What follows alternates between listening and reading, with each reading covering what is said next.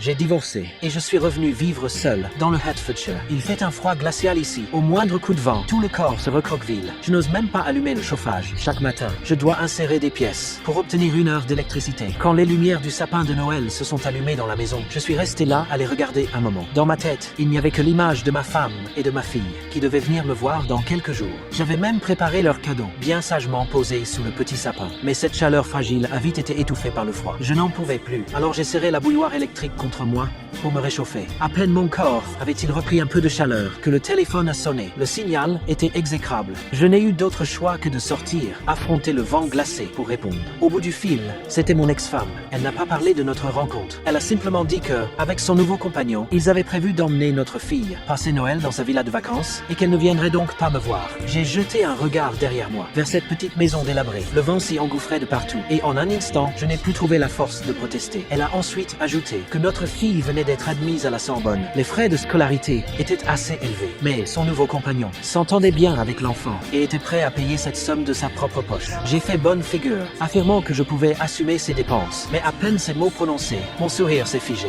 Une fois l'appel terminé, je suis rentré dans la maison et j'ai éteint les lumières du sapin. J'ai tout de même envoyé un message vocal à ma fille pour lui souhaiter un joyeux Noël et lui dire de bien profiter de cette luxueuse villa de vacances. Ne supportant pas l'idée de rester seul chez moi, je suis allé à l'école Christ Church. Aujourd'hui s'y tenait la représentation annuelle de la Nativité. Dès mon arrivée, j'ai été envoyé dans tous les sens. Tantôt les accessoires étaient mal placés, tantôt il manquait des panneaux ou de la paille. Même l'ampoule de l'étoile de Noël ne fonctionnait plus. L'organisateur m'a aussi prévenu qu'une mère viendrait aujourd'hui avec son bébé de 8 mois pour incarner l'enfant Jésus dans la crèche. Peu après, le directeur m'a convoqué dans son bureau et m'a annoncé sans détour que c'était mon dernier jour de travail à l'école. Je suis resté planté là, sans savoir quoi répondre. Avant le début du spectacle, j'ai remarqué un bébé devant l'entrée de l'école. La mère, elle, était introuvable. Je n'y ai pas réfléchi davantage, pensant qu'il s'agissait du petit acteur pour la représentation. Je l'ai donc installé au centre de la scène, dans la crèche. Pendant le spectacle, je m'occupais de diverses tâches en coulisses, tout en sortant discrètement mon téléphone pour chercher le montant des frais universitaires de ma fille. Lorsque j'ai vu que l'année coûtait 9 000 livres sterling, mes jambes ont failli céder. J'ai ensuite regardé mon compte bancaire. Il ne me restait plus que 200 livres, même pas de quoi couvrir une fraction de la somme. C'est à ce moment-là que j'ai reçu un appel d'une société de gardiennage. Ils m'ont expliqué qu'un poste temporaire venait de se libérer à Londres et qu'ils cherchaient quelqu'un pour surveiller un appartement de luxe pendant la période de Noël.